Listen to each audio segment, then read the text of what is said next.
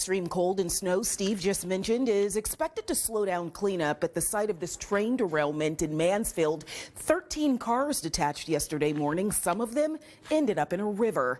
And now crews are busy, hard at work out there trying to get as much work done before the weather intensifies. NBC Connecticut's Jane Chaco is near the work site with the very latest on operations.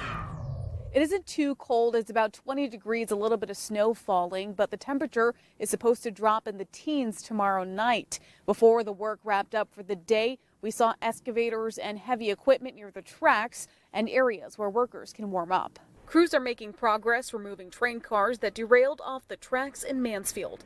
All of the train cars that were in the water, including the ones carrying liquid petroleum gas, have been removed and placed upright, according to the state agencies in charge of the cleanup. Mansfield's fire chief says more than 100 people are at the site, staying warm and hydrated with warming tents, trailers, and canteens. We're trying to make sure everybody just slows down, works with a partner, salting the area, staying warm, and again, does require extra personnel so we can rotate crews in and out and get them warmed up. When the bitter cold hit Saturday, doctors say time outside should be limited to prevent frostbite. It only takes as much as 2 to 3 minutes to get frostbite in these winds that are taking us 20 degrees below zero. Dr. Cynthia Price with Hartford Hospital says it's important to take frequent breaks if you have to do any type of work outside. Have some place where you can get warm.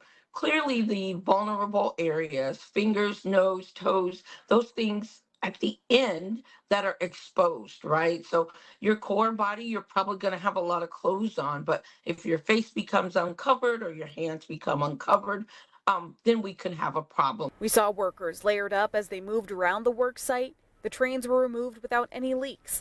As a precaution, a shelter in place remains in effect for those who live within a half mile of the derailment. This is not a great weekend to be doing hiking or yard work and things like that. If you're going to be home, stay inside the house. We're told if there's an emergency, messages will be sent to neighbors' cell phones and landlines. The cause of the derailment is still under investigation, and we're expecting another update tomorrow afternoon. In Mansfield, Jane Chaco, NBC Connecticut News.